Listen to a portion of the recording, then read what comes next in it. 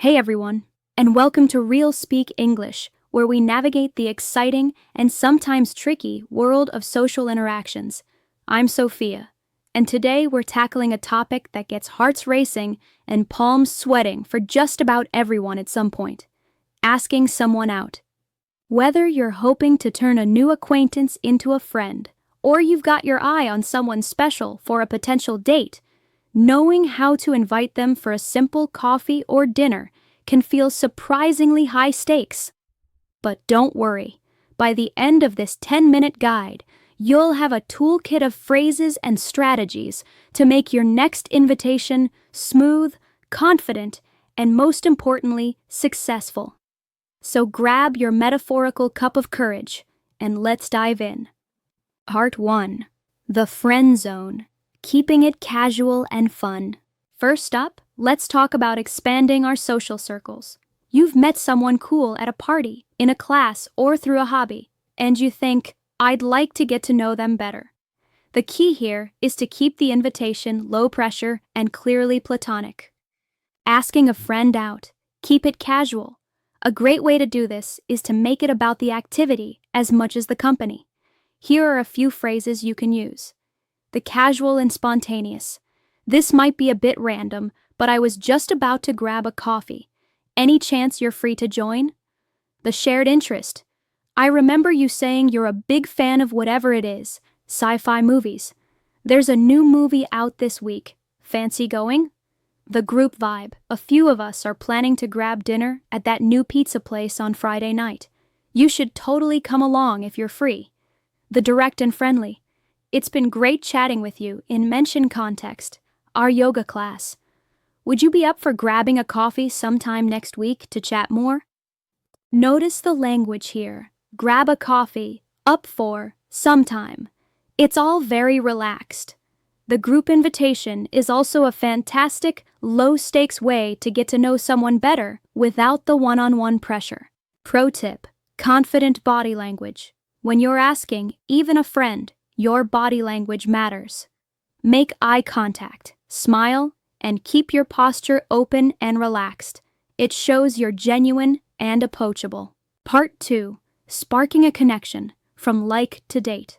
Okay, now for the scenario that often feels a bit more nerve-wracking: asking someone out on a date. The goal here is to be clear about your romantic interest without being overly intense. Confidence is key. Asking on a date. Be clear and confident. Let's start with coffee. A coffee date is a perfect first date. It's short, casual, and in a public place. Here's how you can approach it. The smooth and direct. I've really enjoyed our conversations, and I'd love to get to know you better. Would you be free to go for a coffee with me sometime this week? The playful compliment. You know, I find myself really looking forward to our chats. I'd love to continue one over dinner. Are you free this Friday? The specific and intriguing. I know this great little Italian place that has the best pasta. I'd love to take you there for dinner next week. How does Wednesday sound? The difference here is in the directness and the focus on you. You're not just suggesting an activity. You're expressing a specific interest in spending one-on-one time with them. Using the word date can also be a good way to ensure you're on the same page. For example, I'd love to take you on a proper date. How about dinner on Saturday? Reading the signals. Pay attention to their reaction. A warm smile, direct eye contact, and an enthusiastic "I'd love to" are great signs. If they seem hesitant or offer a vague, non-committal answer, it might be a polite no. Part 3. The graceful exit. Handling rejection with class. Now for the part we all dread. What if they say no? It's important to remember that rejection is not a reflection of your worth. There are a million reasons someone might decline, and most of them have nothing to do with you. Handling a no with grace. If you get a no, the best thing you can do is handle it with grace. This shows maturity and confidence, which is attractive in itself. Acknowledge and move on. No worries at all. It was just a thought. Anyway, I've got to run, but it was great seeing you. Keep it friendly. Ah, okay. Well, the offer stands if you change your mind. See you around. If they offer an alternative and you're still interested, if they say, I'm busy this week, but maybe another time, you can say, cool, I'll check in with you next week then. The key is not to get defensive or awkward. A simple, breezy response leaves the door open for future friendship and shows that you're resilient. And who knows? Your confident handling of the situation might even make them reconsider down the line.